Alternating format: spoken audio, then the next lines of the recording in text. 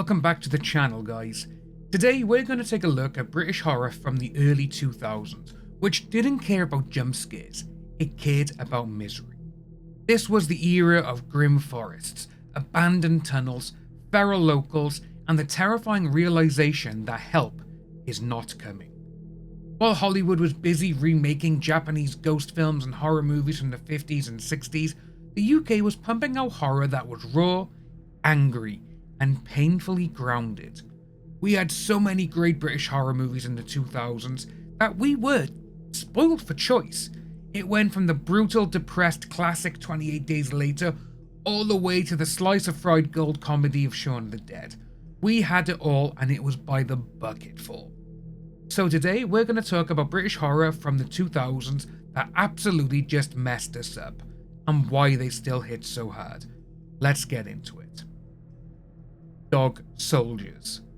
We're starting out strong here, guys, and if you ask someone to define British horror in one sentence, dog soldiers might actually be it. Soldiers on a training exercise in the Scottish Highlands. Something in the woods. No backup, no escape, and when you throw werewolves into that mix, you get one of the greatest werewolf movies ever put to film. Now Neil Marshall, he takes the werewolf movie and just strips it of its glamour. These aren't elegant monsters, like we've seen in so many werewolf movies of the past. These things are huge, vicious, and relentless. Not to mention that the practical effects that make these monsters come alive is just beautiful. Neil Marshall was able to do something that was kinda missing from this subgenre, and that was action, and a lot of it. Werewolf movies rarely have any action or gunfights in them, mostly because it's a bunch of people who are dealing with turning into them instead of fighting them. But the action really helps this movie move at a fast pace, and the best thing about this movie and what really sells it? The banter amongst the actors. It feels like real soldiers, taking the piss and making fun of each other right up until everything goes to shit. It's funny, brutal, and surprisingly tense at some moments, but it does prove something very important. British horror works best when the characters feel real enough that when they die, you feel sad. Creep. If Dog Soldiers is about being trapped outdoors, Creep is about the worst place imaginable to be stuck, the London Underground. After hours, with something living down there. This film weaponizes public transport anxiety, and again, it's a group of talented filmmakers who are making the littlest of things become big and seem huge. Franco Potente spends the entire runtime running through tunnels that feel endless. They look filthy and genuinely claustrophobic, which, if you've travelled on the London Underground, you know what I mean. So what about the killer? Well, he's barely human. He's more urban legend than slasher in the movie. But when you see him, my god, Sean Harris does an incredible job of making you believe that he is something else and just some kind of hideous, horrible monster. But Creep doesn't rely on big lore or twists.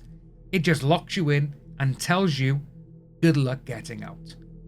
After watching this, you'll never look at an empty tube platform the same way again. 28 Days Later.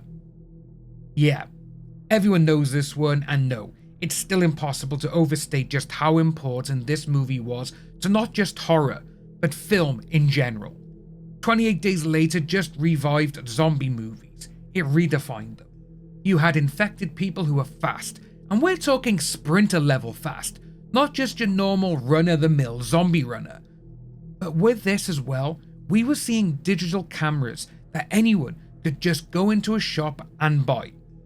Being used in movies where the budget was over a couple of $1,000,000. But one thing with this as well, an empty London that looked like the end of civilization, and it wasn't a movie set. Danny Boyle makes the apocalypse feel intimate, terrifyingly plausible, and all at the same time. But the real horror isn't the infected. It's what people turn into when society collapses. The way characters act after the infection goes nationwide is just nightmare fuel. You would expect people to be helping others, just seeing how violent and dangerous things have gotten in the country. But no, you get nothing but a bleak outlook of people who basically think they can do whatever they want and try to control others. there is no law. The film's bleakness hits harder now as well than it did back then, and the final act is still a punch to the gut.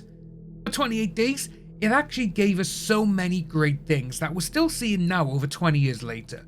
As mentioned before, fast-moving zombies. Before 28 Days, we had slow, shuffling zombies that groaned and snarled.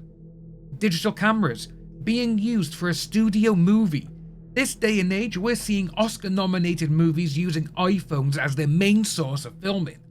28 years later, that was shot with more than 100 iPhone Pros, which is insane to think of, especially that the movie cost $60 million and they used iPhones for the majority of their cameras. Absolutely insane, but absolutely amazing at the same time. 28 Days Later is not just a zombie movie, it isn't comfort horror. This movie is staring into the abyss and seeing nothing but pure horror staring back. Eden Lake. And then we have Eden Lake, folks. This is the film you warn people about. This is the one where no one feels happy after it's over and it stays with you for a long time. Couple go on a weekend getaway, local teens show up, things escalate, bad decisions multiply. What makes Eden Lake so upsetting is how real it feels. There's no supernatural threat, there's no safety net, just human cruelty, class tension, and the sickening feeling that the system just won't save you. Here in the UK, around the time of the movie's release, we actually had a media outcry against hoodie gangs. Basically a bunch of kids who wore hoodies. You know, I got my hood up here. Technically, I could be classed as a hoodie because I'm wearing one.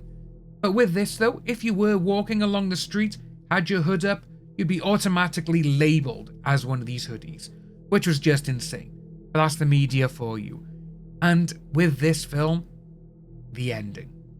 It's still one of the most brutal finales in all of movie history. You don't watch Eden Lake for fun, you survive it.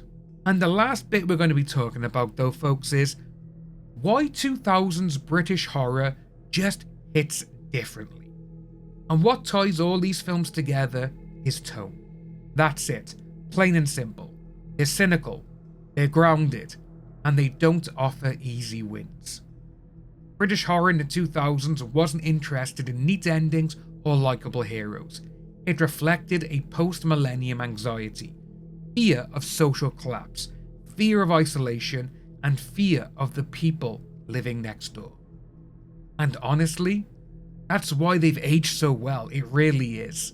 Especially when you're looking on social media this day and age and seeing what we're all seeing.